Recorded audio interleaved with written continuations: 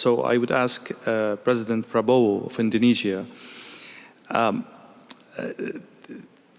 Indonesia has always walked a fine line, has always, as you mentioned in your speech, been a non-aligned state. But as the world becomes more and more complicated,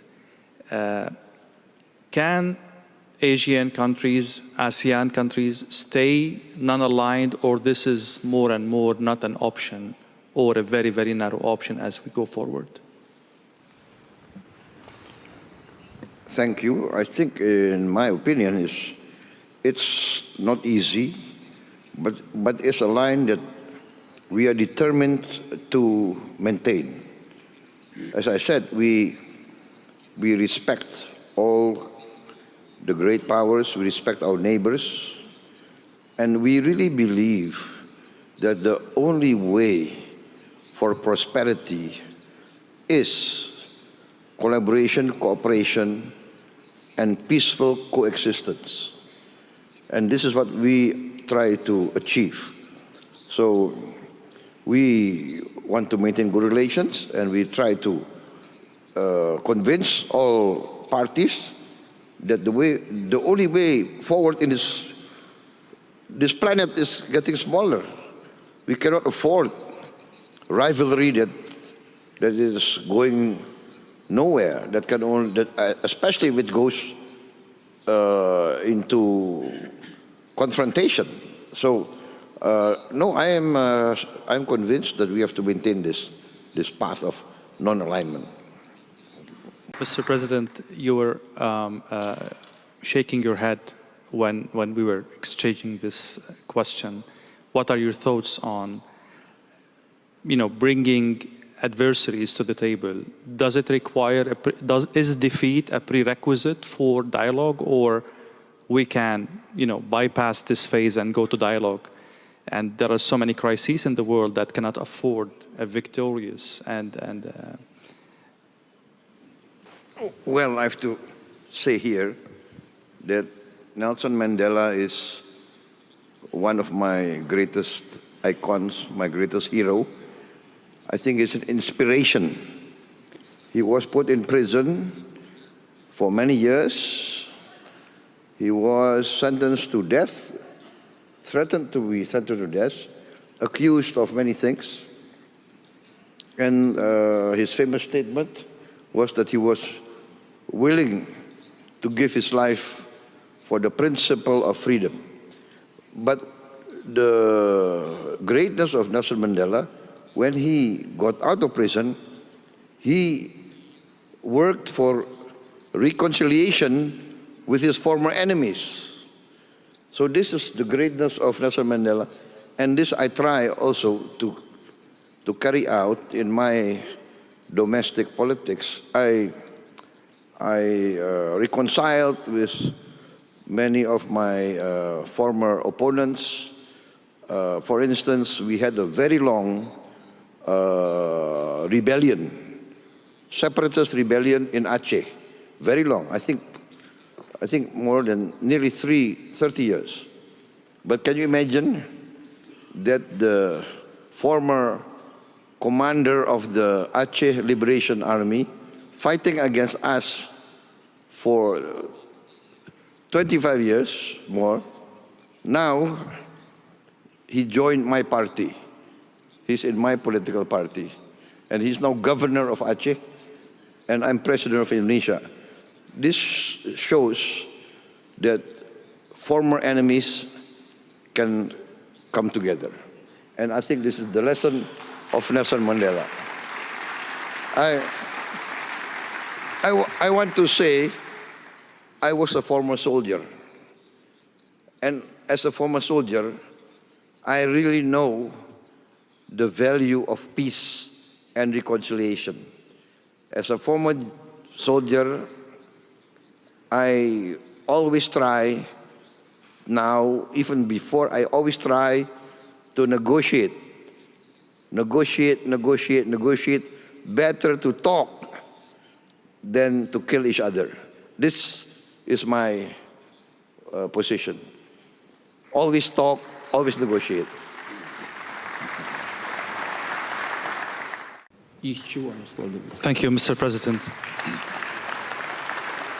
I would later go back to some aspects of your answer, mainly about the nuclear aspect of what's happening. But I'd like to go back to the other participants. Indonesia, Bahrain, and South Africa are three countries actively deepening relationship with Russia. From what I understood, this conflict, unfortunately, and I hope I'm wrong, might go longer, might go for long. How are you planning to mitigate the fallout of this conflict in terms of secondary sanctions, in terms of political reputation in the world, in terms of pressure coming from your other allies? This is a very, very complicated situation. You don't want to be in any way, but that's reality. I will start with you, Mr. President.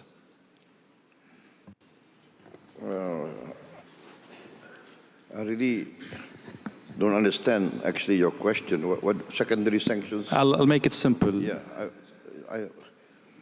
For Indonesia, we are very clear that we have always been on the line. In the Ukrainian situation, I think 2 years ago, we proposed immediate ceasefire in place. And I think at that time, the reaction from the Russian side was quite open, was quite positive, in fact. But the reaction from the Western governments, I have to be fair, not all Western governments, but many Western media virulently attacked my proposal.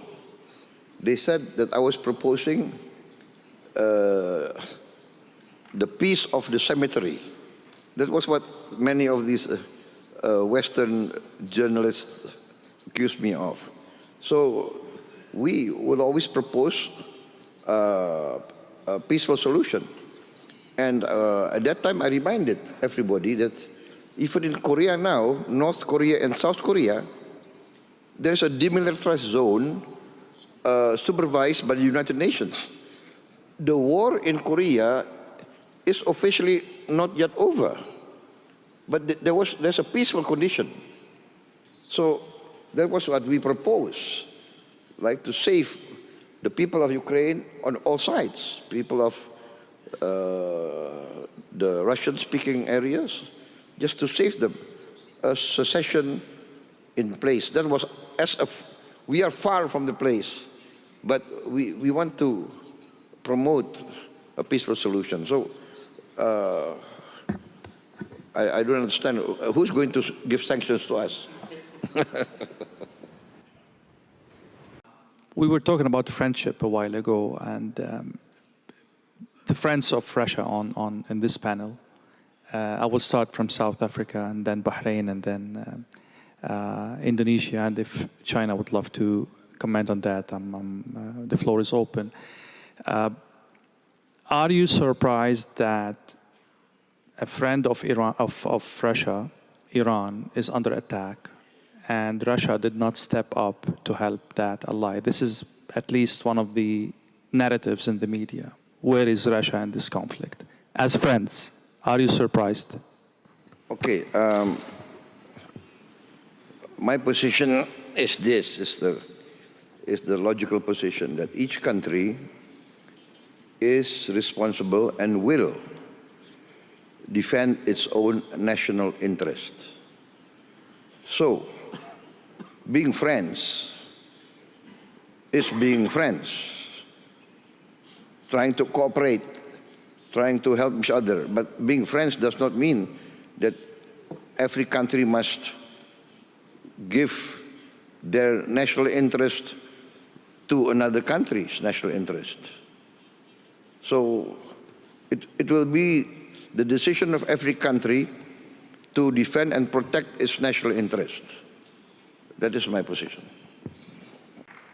Mr. President, how your country is, let's say, taking advantage of the current economic situation in Russia, like, people left, businesses are left back. There are opportunities in the market now for a country like Indonesia. How are you leveraging the situation? As I mentioned that I have had good relations with Russian business entities, business groups, but mostly I have to be very frank, they were interested and they are interested in coming into Indonesia. And because I think we have a lot of sectors that are still very, let us say, at the ground level, a lot of way to grow. And so basically it's mostly Russian groups that want to come to Indonesia. But before, our groups have joint ventures with Russian groups in commodities trading, oil and gas. So, and now we open our markets for Russian agriculture products. So, I think it's not that we're going to take advantage, but we are going to look for all opportunities. Yeah. Because we have also been given a very heavy dose of tariffs from, everybody knows, right, from the American market. Yeah? So we are forced now to look for new markets, Africa, Latin America, Eurasia. We are just concluded. We are in the process of concluding a free trade agreement with the Eurasian Union. So European Union, of course. So it's a matter of, for us, it's a matter of diversity. But yes, we are confident. We have our strengths, we have our ability, and our relations also with China is very good and very strong. So it's not that we are optimistic, to say the least. Thank you.